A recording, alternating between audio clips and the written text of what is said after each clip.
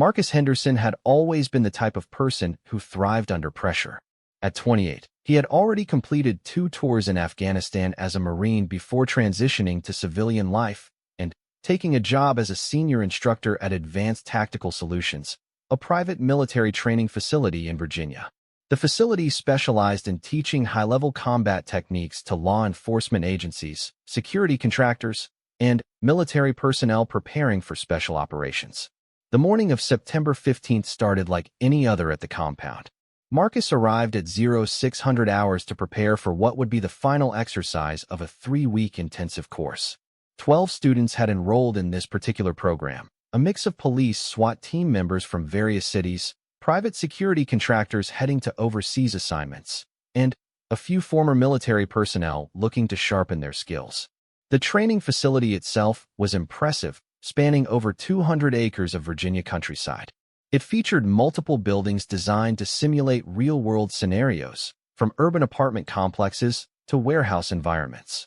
The centerpiece was a 3-story concrete structure known as the Kill House, designed specifically for close-quarters combat training.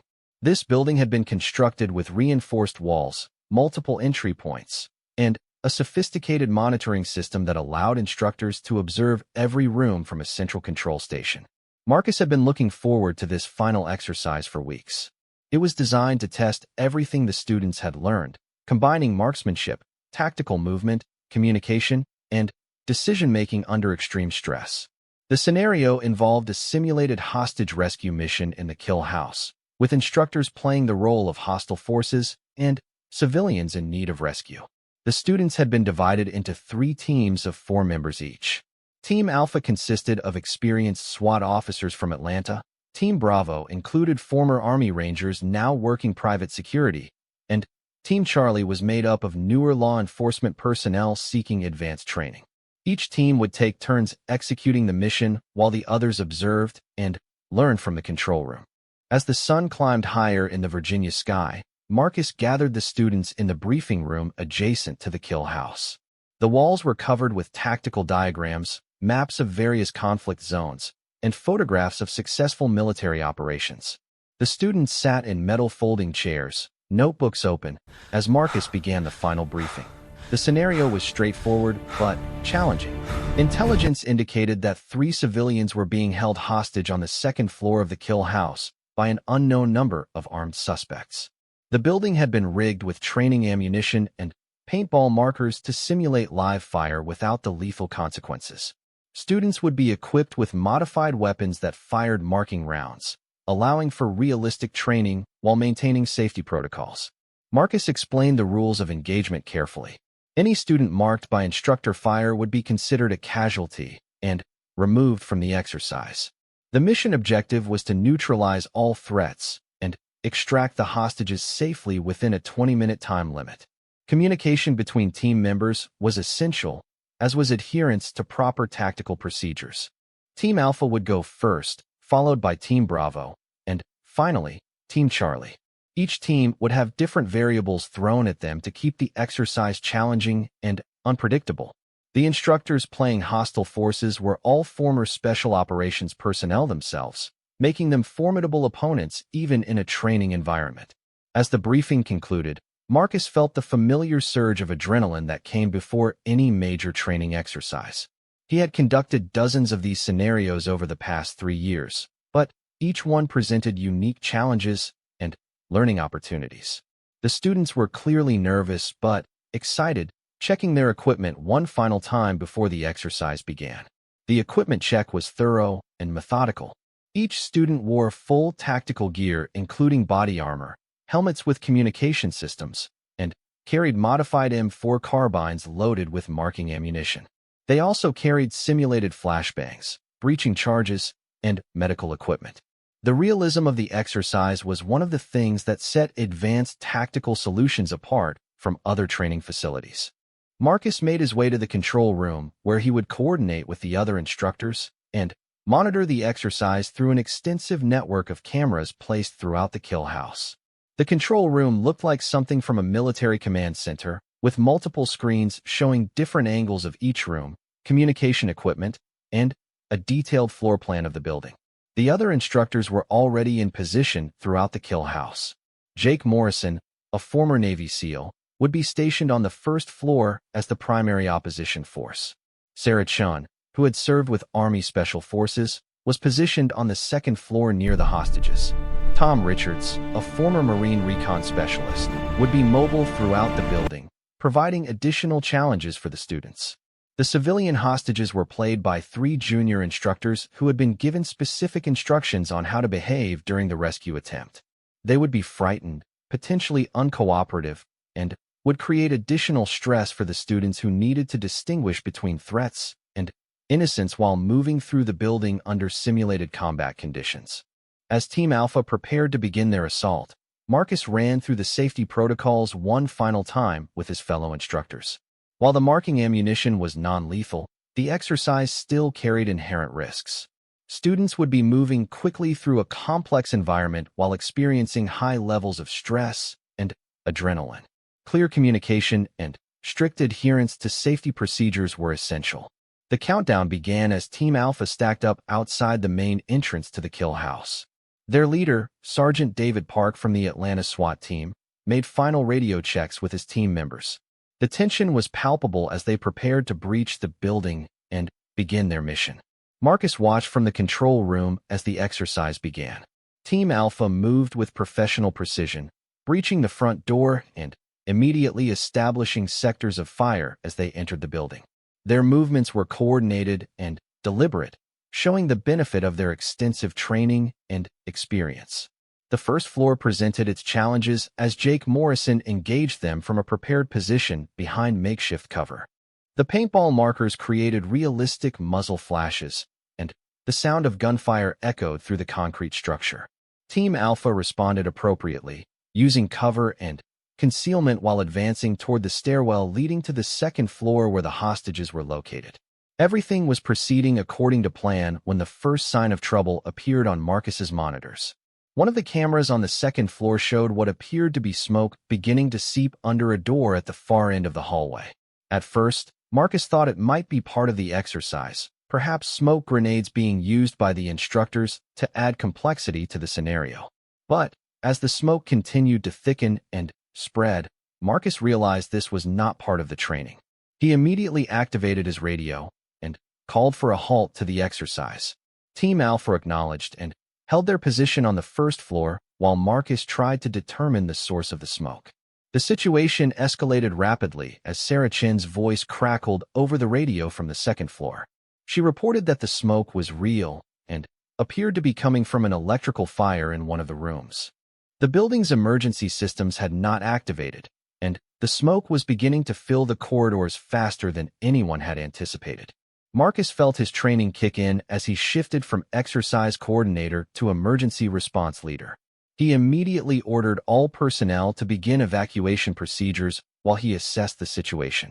The problem was that Team Alpha was already inside the building, positioned between the entrance and the fire, while Sarah Chun and the 3 hostage role-players were trapped on the second floor with the smoke growing thicker by the minute.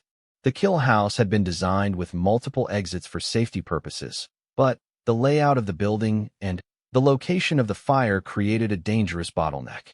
The main stairwell was filling with smoke, making it increasingly difficult to navigate. The emergency exits on the second floor led to a narrow fire escape that could only accommodate 1 person at a time. As Marcus coordinated the evacuation from the control room, he realized they were facing a real-life crisis that required the same tactical thinking and decisive action that they had been training for in simulation. The irony was not lost on him that their training exercise had become an actual emergency requiring all the skills they had been practicing. The smoke continued to spread throughout the building, and Marcus could see on his monitors that visibility was decreasing rapidly. The emergency lighting system activated, casting eerie shadows through the haze as personnel moved through the corridors. The sound of the fire alarm finally pierced the air, adding to the chaos and confusion of the situation. Marcus grabbed his radio and began issuing orders with the same calm professionalism he had demonstrated in combat zones overseas. But even as he coordinated the response, he could see that they were facing a situation that could quickly spiral out of control if not handled with precision and speed. The situation inside the kill house deteriorated rapidly as thick smoke began pouring through the ventilation system, spreading the fire's effects throughout the building much faster than anyone had anticipated. Marcus watched the security monitors with growing concern as he saw Team Alpha moving toward the main stairwell, unaware that the route they were taking would lead them directly into the heaviest concentration of smoke.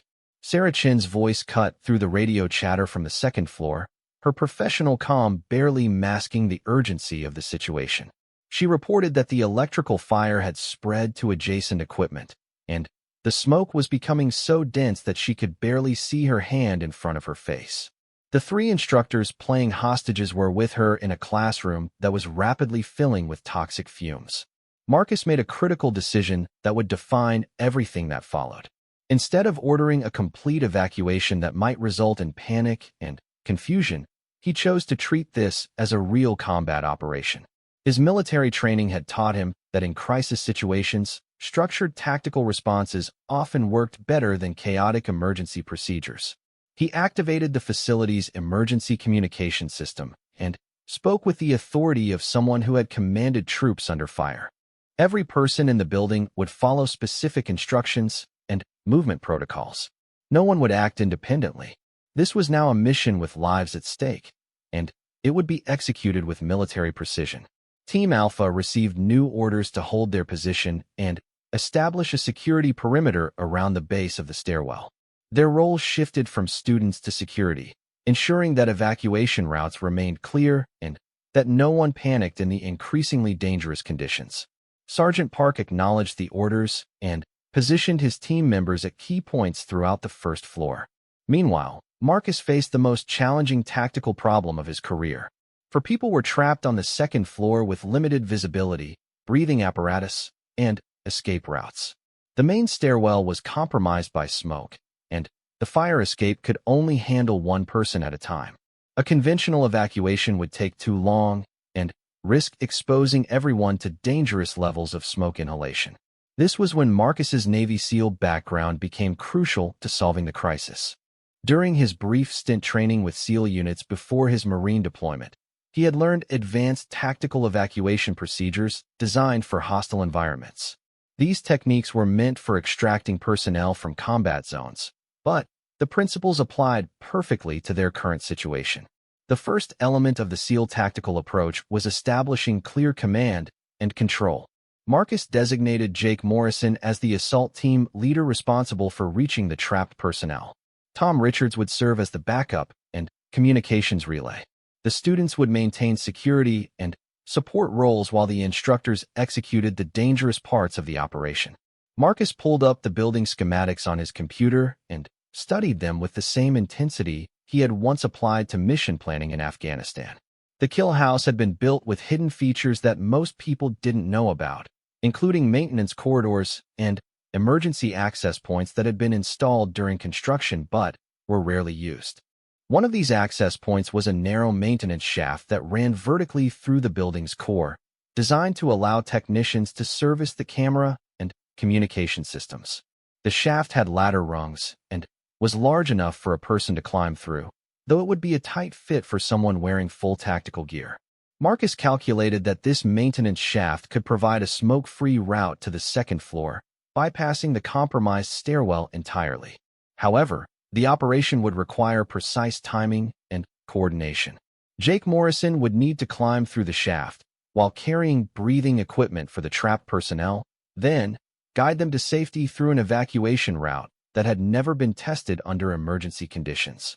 The plan Marcus developed drew heavily on SEAL combat tactics, particularly the concept of using unconventional routes to reach objectives. SEALs were trained to approach targets from unexpected directions, using terrain features and structural elements that enemies wouldn't anticipate. The maintenance shaft represented exactly this type of unconventional approach. Jake Morrison received his briefing through the radio as he prepared for what would essentially be a solo rescue mission. The shaft entrance was located in a utility room on the first floor, concealed behind a removable panel that required tools to access. Jake would need to cut through the panel, climb approximately 20 feet through a confined space while carrying extra breathing equipment, and then navigate to the trapped personnel through smoke-filled corridors. The breathing equipment presented its own challenges. The facility had emergency oxygen masks, but they were designed for temporary use during evacuations, not for extended operations in smoke-filled environments. Jake would need to move quickly and efficiently to get the masks to the trapped personnel and then guide them to the extraction point before the limited oxygen supply was exhausted.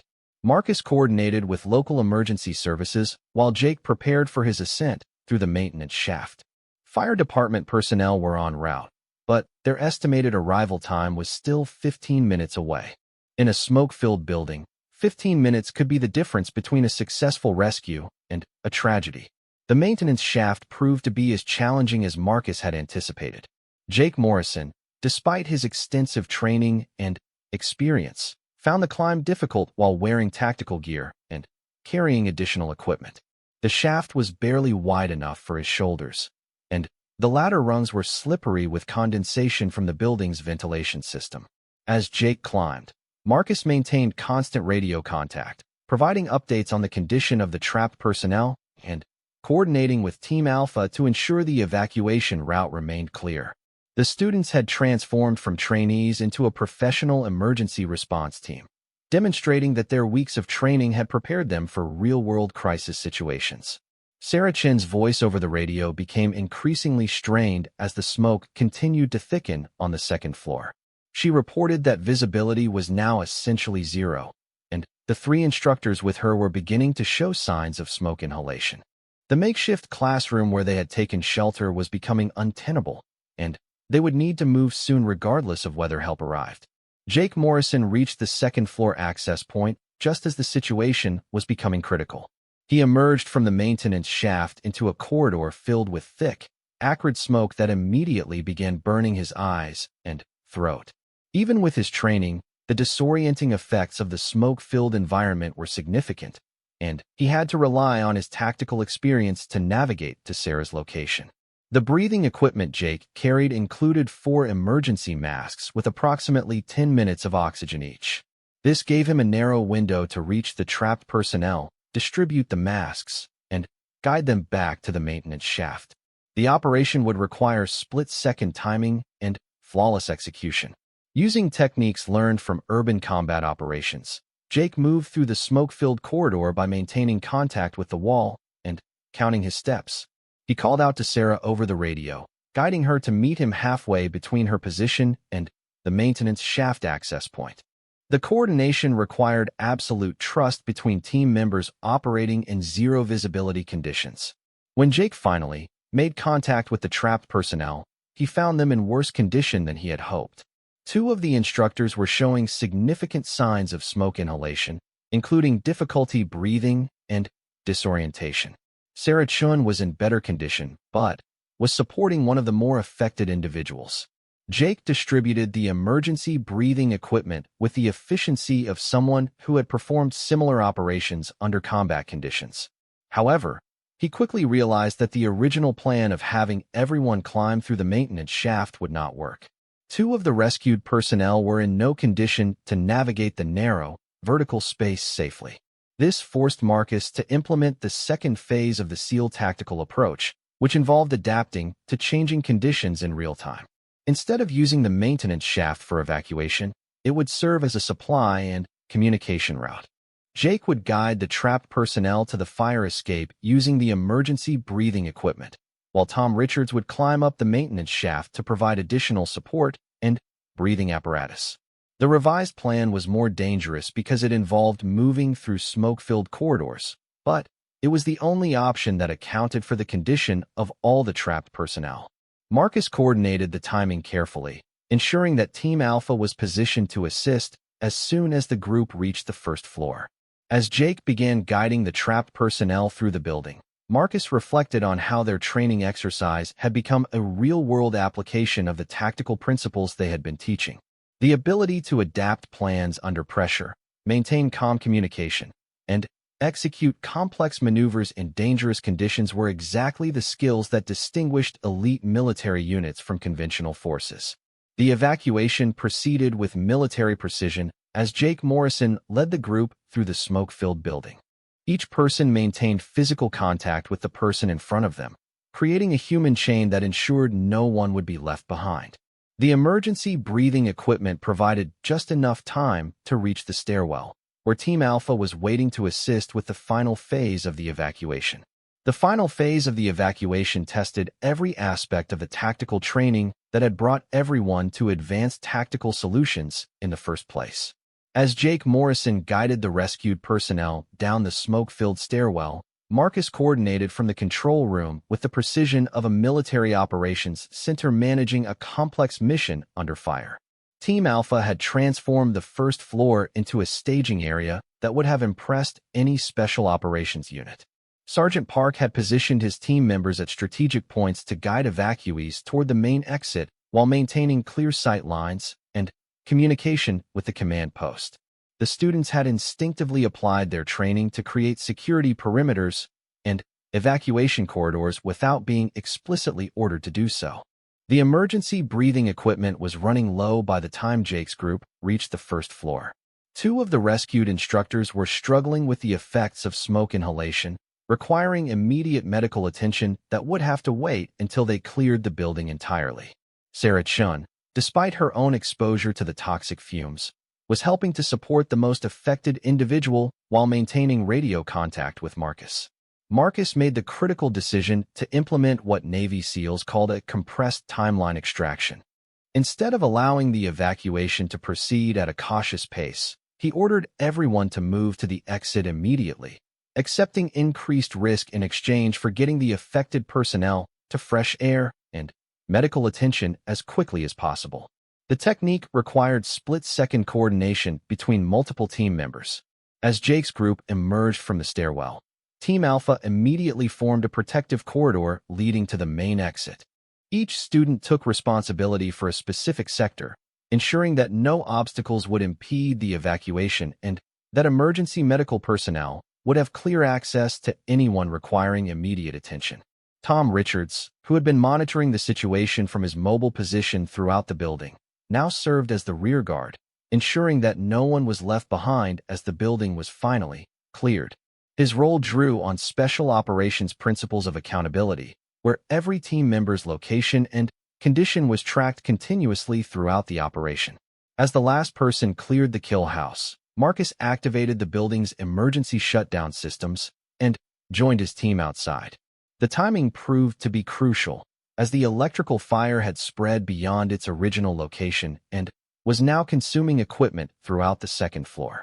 Local fire department personnel arrived just as smoke began pouring from the building's windows. The aftermath of the crisis revealed how effectively military tactical principles could be adapted to emergency response situations. Every person had been evacuated safely, with only minor smoke inhalation injuries that required minimal medical treatment. The precision and coordination demonstrated during the emergency had prevented what could have been a serious tragedy. Emergency medical technicians evaluated all personnel who had been trapped on the second floor. Sarah Chun and two of the instructors received oxygen therapy for smoke inhalation but were released after observation. The third instructor required transport to the hospital as a precautionary measure, but his condition was stable and not life-threatening.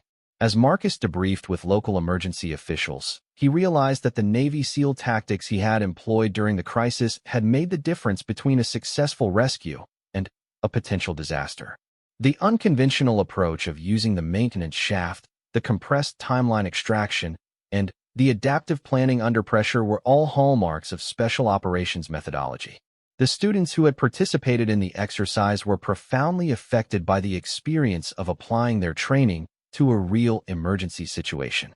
Team Alpha had performed with a level of professionalism that surprised even Marcus, demonstrating that weeks of intensive tactical training had prepared them for more than they had realized. Sergeant Park approached Marcus after the emergency vehicles had departed and the immediate crisis had passed. His words reflected the thoughts of many of the students who had just experienced their training being put to the ultimate test. The exercise they had come to complete had become a real-world validation of everything they had learned about tactical operations, crisis management, and working effectively under extreme pressure. The investigation that followed revealed that the electrical fire had been caused by a malfunction in the building's aging power distribution system. The smoke had spread so rapidly because of a failure in the fire suppression system that should have contained the initial incident. Advanced Tactical Solutions had maintained their equipment properly, but the combination of system failures had created a perfect storm of dangerous conditions. Marcus spent the following days documenting the incident and analyzing how the evacuation had been conducted. His report became a case study in applying military tactical principles to civilian emergency response situations. The techniques that had been developed for combat operations in hostile territories proved to be remarkably effective for managing complex evacuations in smoke-filled buildings. The maintenance shaft that had served as Jake Morrison's infiltration route became the subject of particular interest from emergency response professionals. The concept of using building infrastructure for unconventional access routes was not new, but the systematic application of this approach during a real crisis demonstrated its practical value. Advanced Tactical Solutions redesigned their emergency protocols based on the lessons learned from the incident. The new procedures incorporated SEAL-style tactical principles, including alternative route planning, compressed timeline operations, and adaptive command structures that could respond to changing conditions in real time. The facility also invested in upgraded fire suppression and detection systems, but Marcus knew that equipment alone would never replace the human factors that had made the evacuation successful. The training, teamwork, and tactical thinking that had been applied during the crisis were the elements that had actually saved lives. 3 weeks later, Advanced Tactical Solutions reopened the kill house with enhanced safety features and modified training protocols. The first group of new students included several firefighters and emergency medical personnel who had heard about the incident and wanted to learn the tactical approaches that had been employed during the evacuation. Marcus found himself teaching not just military-style combat tactics, but also the broader principles of tactical thinking that could be applied to any crisis situation. The ability to assess rapidly changing conditions, develop adaptive plans, and execute complex operations under pressure were skills that served people well whether they were operating in combat zones or responding to civilian emergencies. The story of the training exercise that became a real rescue mission spread throughout the tactical training community. Instructors from other facilities visited Advanced Tactical Solutions to learn about the integration of Navy SEAL tactics into emergency response protocols. The incident had demonstrated that the line between training and reality was often thinner than people realized. Jake Morrison received recognition from local emergency services for his role in the rescue operation. His climb through the maintenance shaft and subsequent guidance of the trapped personnel had required both physical courage and tactical expertise. The operation showcased how individual initiative, when properly channeled through military-style planning and coordination, could achieve results that would be impossible through conventional approaches. Sarah Chun returned to her instructor position with a new appreciation for the practical applications of the tactical principles she had been teaching. Her experience of being rescued using unconventional methods gave her unique insights into how military tactics could be adapted for civilian crisis situations. The students who had participated in the exercise maintained contact with Marcus and the other instructors long after completing their training. Many of them reported that the experience had fundamentally changed their approach to emergency response and tactical planning in their professional roles. 6 months after the incident, Marcus received a letter from a SWAT team commander whose officers had been part of Team Alpha during the exercise. The team had responded to a complex hostage situation where they successfully used modified versions of the tactics they had learned and practiced during the evacuation.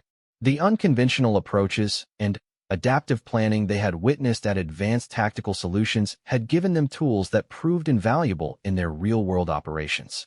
The incident at the kill house became more than just a successful emergency response. It became a demonstration of how military tactical principles could be effectively adapted to serve civilian emergency services. The Navy SEAL techniques that Marcus had employed during the crisis offered a template for responding to complex situations where conventional approaches might prove inadequate. Marcus continued to develop and refine the tactical training programs at Advanced Tactical Solutions, always keeping in mind that the skills being taught might someday be applied in real crisis situations. The experience had reinforced his belief that proper tactical training could prepare people for challenges they never anticipated facing. The legacy of that September morning lived on in the enhanced training protocols, the improved emergency response capabilities of the students who had participated, and the broader understanding that military tactical principles had applications far beyond the combat environments for which they were originally developed. The day a training exercise became a real rescue mission had proven that excellence in tactical preparation could make the difference between success and failure when lives were truly at stake.